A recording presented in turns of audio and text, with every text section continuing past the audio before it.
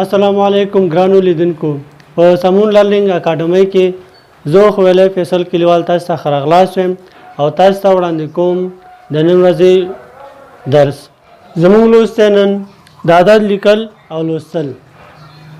د دې لپاره چې عددونه په سم شکل باندې ولیکو او په ښه شکل باندې ولولو د طبقو او مرتبو څخه یادونه کوو. په ریاضي کې د عددونو د لوستلو لپاره طبقو او مرتبو څخه استفاده کیږي چې ډېرې مرتبې او طبقې موجودې دي. د ویډیو د کموالي په خاطر باندې په څلور طبقو باندې بسنه کوو. لومړی طبقه چې ده هغه د یویزو طبقه ده. د یویزو طبقه په درې برخو باندې ویشل شوې ده: یویز، لسیز، سلیز. دوهمه طبقه د زریزو طبقه ده چې زریز، لس زریز، سل زریز.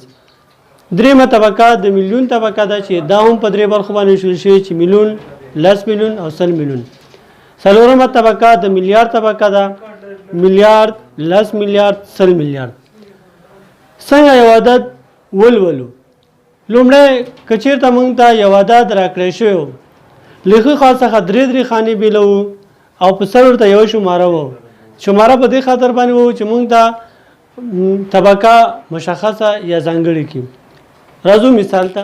لومړی ښي خوا څخه درې خانې بیلوو، په سر ورته شماره وهو.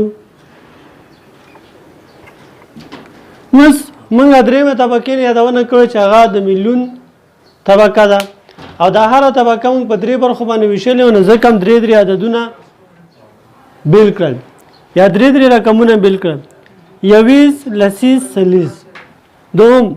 دوهمه طبقه زریز، لس زریز، سل زریز. میلیون، لس میلیون، سل میلیون. اوس یو 540 میلیونه، 320 زره، 456. دوهمه بیلګه: له ښي خوا څخه درې خانې بیلوو، داسې په سر ورته شماره وهو: 1 2 3 4. یعنې په هر درې رقمونو د پاسه شماره وهو. هر درې رقمونو په دې خاطر باندې شماره وهو چې موږ ته یوه طبقه مشخصه کړي. اوس له چپ خوا څخه لولو: 460. څلورمه طبقه د میلیارده، نور څه میلیارد ورسه یادوه. 460 میلیارده،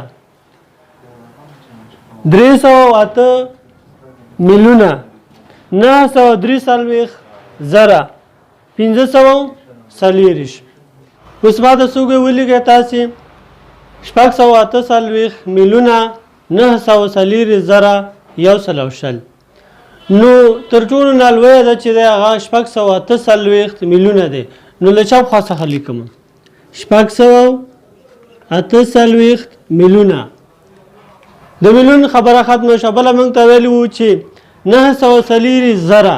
دوهمه طبقه لیکم: 940 زره. دوهمه طبقه مې ولیکله. درېیمه طبقه یې ماته ویلي وو چې ولیکئ 120. نو اوس مې ولیکل 120. یعنې موږ باید طبقه په طبقه باندې څنګه کو ولیکو.